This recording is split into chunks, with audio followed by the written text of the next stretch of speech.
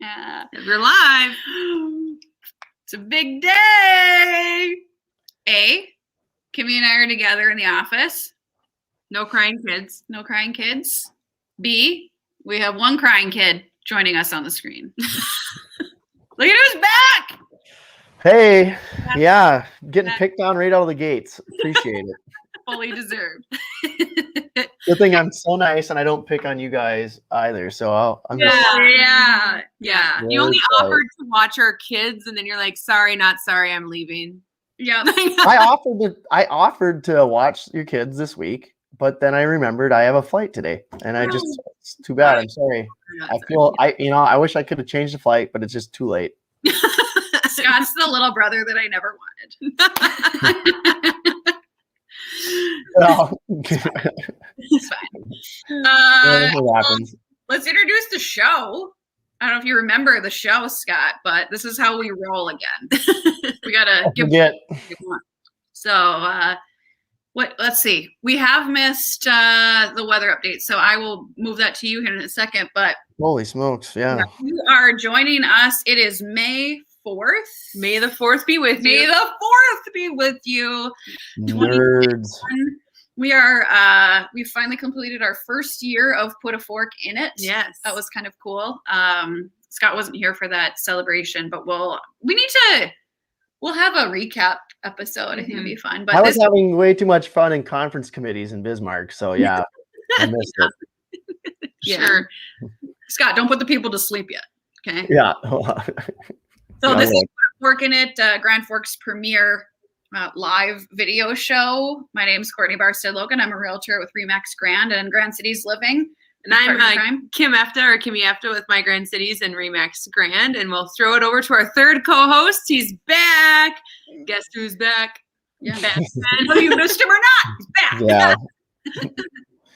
Hey, back in the office. Scott Meyer with Benchmark Mortgage, located in downtown Grand Forks, where it is actually 39 degrees. But I just got back from the North Dakota legislature. We sine died Friday morning at 12:26 a.m. And I'm back for good for a good hour or so. And then I'm back for an hour. Okay. We had 10 minutes.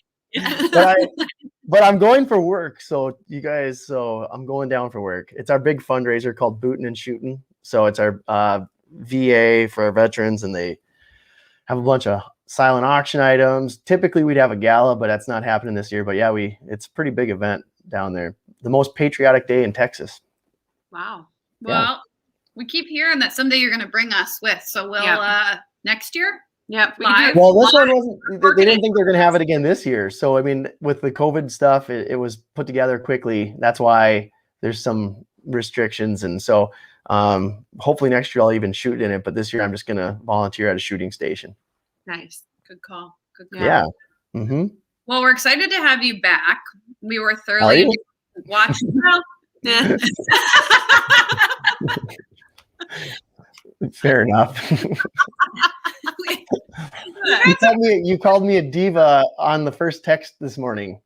Yeah, well, you were demanding. Here's how it went. Okay, so we still are without our daycare provider. I think my hair was like here. I was putting makeup on. I was like, Scott, you joining us? He's like, yeah, but I got about 20 minutes I can give you guys this morning. And I was like, okay, diva. And then he ate purple Skittles in his green room. Yeah. So I hope Jen helped you out with that. Yeah. I was hoping my green room would be prepared with purple Skittles, grape Skittles, and yeah. No. We'll get on. Breach of contract. Yeah. Mm-hmm. Well, we have had some interesting things happening, and you have heard some great stories too of some things maybe not to do when you're buying a house. Yes. So we'll just go through a little bit of a list here, and Scott, you can kind of explain what this does.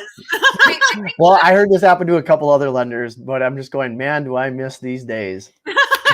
Yeah. Well, and I think Kimmy brought up last week when were we on the show last week? We were. Yeah. And about the job change. Well, I don't know if that happened yet, or did it? I think that happened the day after. Okay. Well, did you both have one? Did you both have one? Did you both have a job change? You had a different deal with HUD, right? And then I had a former client that, So my issue last week was showed up to closing, no idea what was going on. And the buyer and the buyer's agent walked out and I was like, wow, they signed really fast. Like that was really fast. And the buyer's agent's like, we didn't finish the closing. I'm like, excuse me, what happened? And I had my seller with me and they said, he got into the second question of the closing. They asked, what's your new address? And has your income changed at all? And closing was over instantly. Sorry to laugh. It's happened to all of us at some point, though. It's awful. Yeah, seriously, they will verify up to the closing date. I mean, even I've had calls after closing. Does so-and-so still work there? Oh, no, they quit this morning. So if it happens after closing, do you go and like repo the house? How does that work? What happens? You just back the wire out. Oh. So when should they take this promotion or quit their job? Like how long after closing? So I'd wait a couple days. I'd wait a couple days. A couple days. Okay. Maybe weeks. So like, I got a house. Boom, out. Like I said, we've had the ones where they quit the morning of. Oh, wow. Oh, and I've even had them say it like, oh, I'm just so happy. I'm just so glad I don't have to work there anymore. Wait. Work where? I quit my job. Oh, yeah. That's number one on the list. Don't quit your job. Don't change your job and don't get a promotion. Yeah. Well, so this is a lender question. If you do have a promotion that you'll be getting after your close and you notify your lender of that, they can factor. The promotion part's not such a big deal. I mean, if you're with your same employer, it's typically a salary increase, stuff like that. However, it could be something that could push you out if you were doing like down payment assistance from the state of North Dakota where you have income limits. If it also take a promotion and it bumps you out, that could be the issue. But for the most part, if we know about it, we're good to go. I would just say this, communicate with your lender because these things get figured out. Underwriters aren't stupid and they see these trends or they see these flags and they will pursue them. They're not stupid, but man, sometimes they're annoying. Yeah. Hey, when you're giving money, I guess this isn't a charity. So the other thing is the deposits when you're looking through bank statements. And if it's not like your employee income coming in, like you need to track that. That can take a while if you're Venmoing all of your clothes like Courtney does or selling things on Facebook. Yeah, like if I had like a $10,000 deposit because I was just selling stuff on Facebook Marketplace, would that be bad? Could be bad. Yeah. Non-payroll related. Where'd this come from? Oh, it's just cash. 10,000 in cash. You just got walking around money. Yeah. Yeah, I don't know about that. Yeah. So we're good at selling stuff. From the basement. Well, I was selling stuff out of my back garage.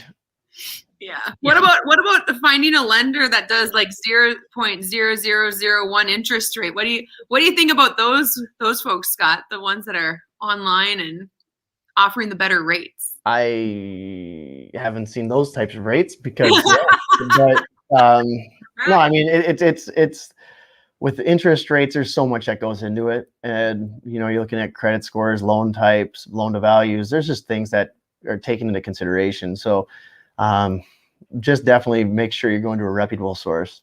Mm-hmm.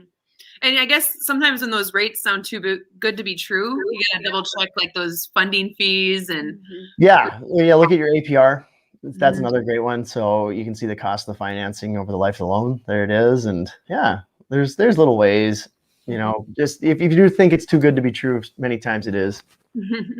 So these, I'm going to kind of put these two into a lump, but while you're house hunting, and I know we try to tell clients this when they start working with us, but we can represent you on all of the signs in town, right? And so, but that question still comes up like, oh, well, I called that sign because I was interested in that house. Or I attended an open house and, asked these questions. And so if you're working with an agent, they will find out that information for you. So you don't have to run around and call every sign in town because we can get you that information. And then same thing, like it's great to attend open houses if you want to. We can show it to you as a private showing.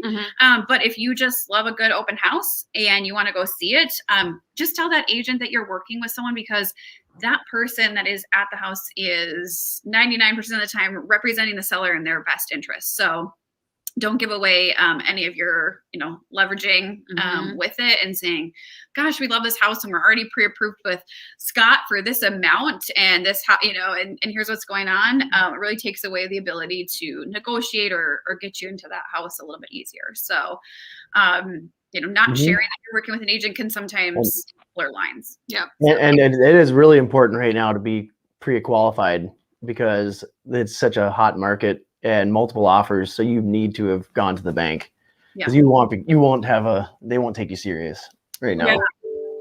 So I guess Jen and I are always available. So there it is. Oh, always. Okay. Always. Hey, 2 a.m. Well, just not in 20 minutes. But. Okay. yeah. 15. All right. Actually, 7.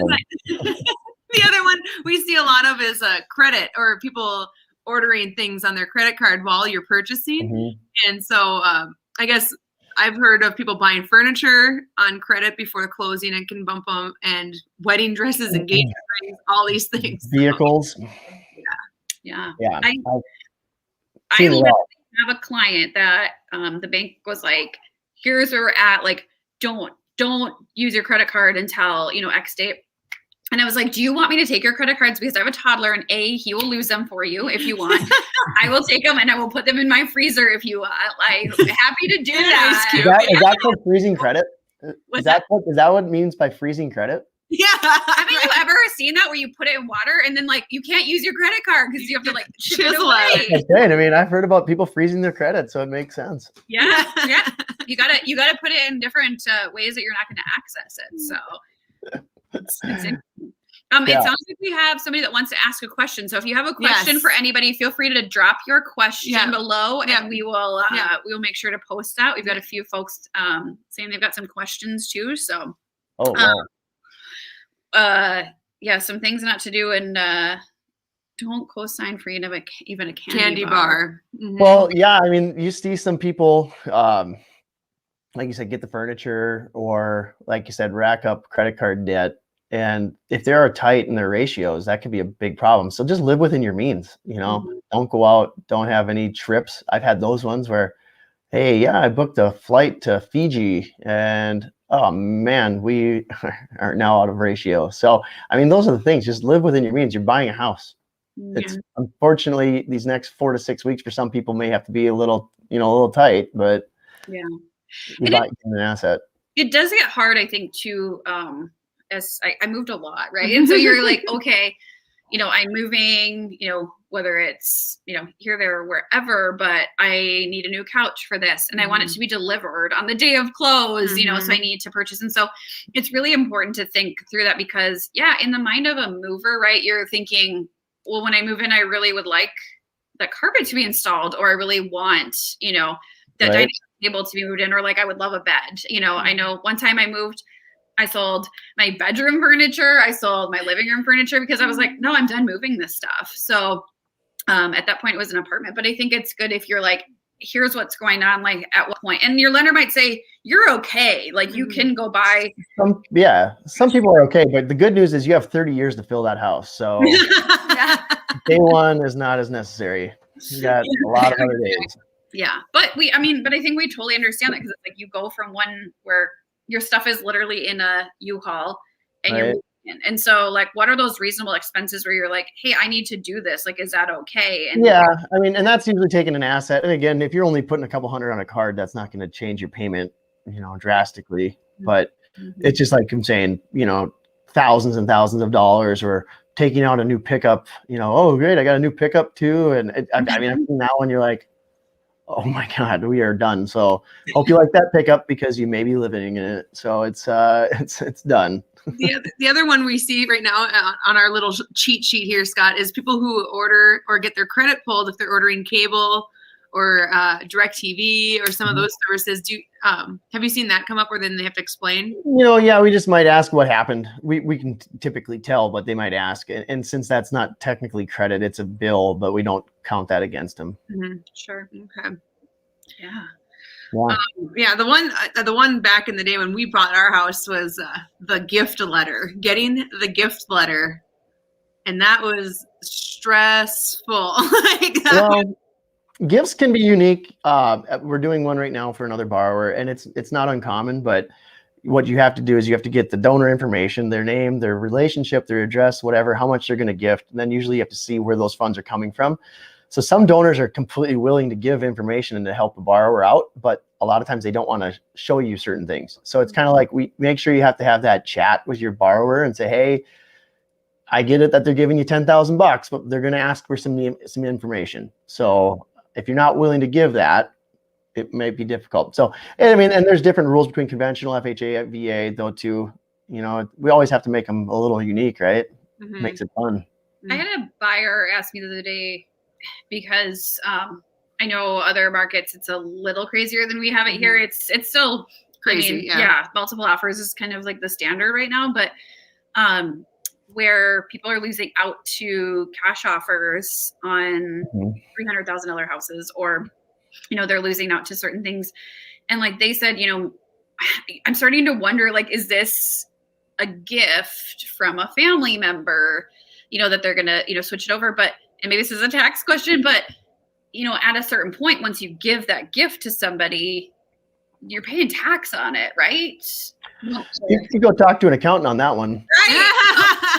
But I mean, like, that's something where you can say, like, well, I can get a gift for half the purchase, right, from my family, or the 0% loan or whatever. Like, what does that look like? And I think it's just, I think sometimes people are like, well, that's easy enough. And I'm like, and that's what I said to this buyer. I was like, I would totally talk to an accountant, because are you going to end up paying the tax on that? And then, those people might be like, yeah, we've got this, we can, do that. But what does that tax look like? So, I mean, in the long run, like, I don't know. It's, is it worth all of that for? Well, I mean, if you need it to get the house, it is, right? Yeah. And if you don't have the assets, but sometimes you don't need to always, like I said, you don't always need to put 20% down. You can put the minimum down payments on conventional stuff like that too. So things to consider. The one thing we've heard, and I've read on other blogs out there, is a lot of, in other areas, VA is losing out to some of these other types of loans. Can you speak to why VA is better than some of those loans?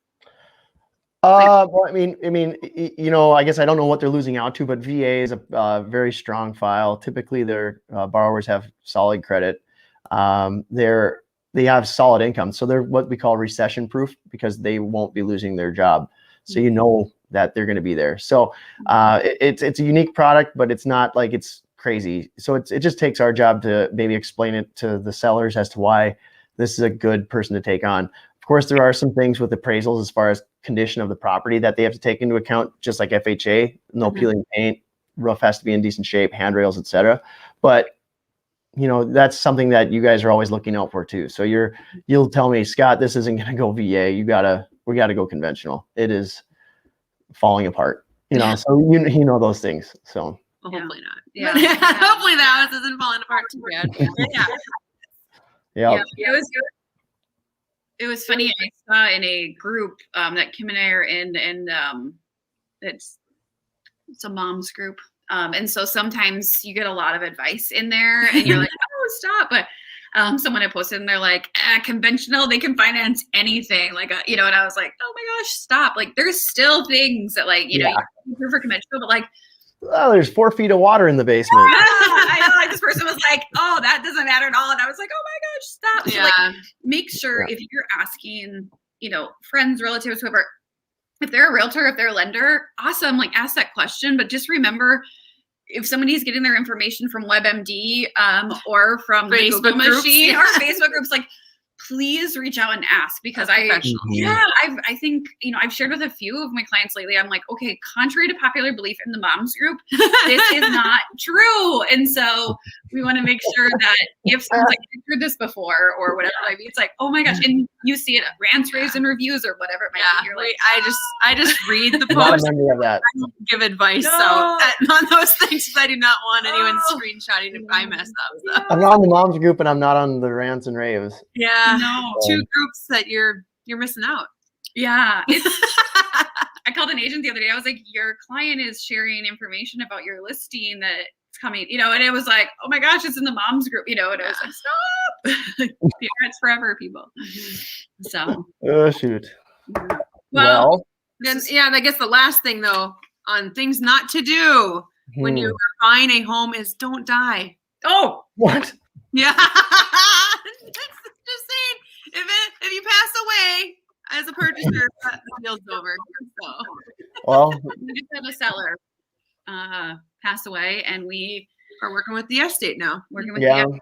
So it's things change and things hold up, and that's where it's hopefully you've got somebody in your corner to help and make sure that here's what needs to happen. And, so, but it's a big factor. It's a deal breaker, I would say. But Bailey has a question, and we've asked her to type it in, but she's not typing it in for Scott. But Bailey, if you write the question, and we'll get it asked, and we'll pull it up on the screen. So we're waiting for you. No more shirt and ties for me for a while. You can't. Probably more baseball caps and less shaving. So weird. Did you say no more shirts? Shirt and ties? Suit and tie, right? Oh, suit and tie. I think you said no more shirts. Yeah, I'm like, well, you're wearing one right now. So yeah. I wanted to be the yoga. Well, I do have to go. I did tell you 950. So. Shirtless lender, not realtor. I am not the shirtless realtor. We're like realtors over here. Well, I'm 3 minutes beyond what I was supposed to be on. Oh, sorry. I do have to go. So. Oh, sorry. All right, I'll let you go. But, thanks for having me. Well, gosh, thanks for being back. Make sure with everything you do here, wouldn't miss it. Working it, Scott. Wouldn't miss it for the world.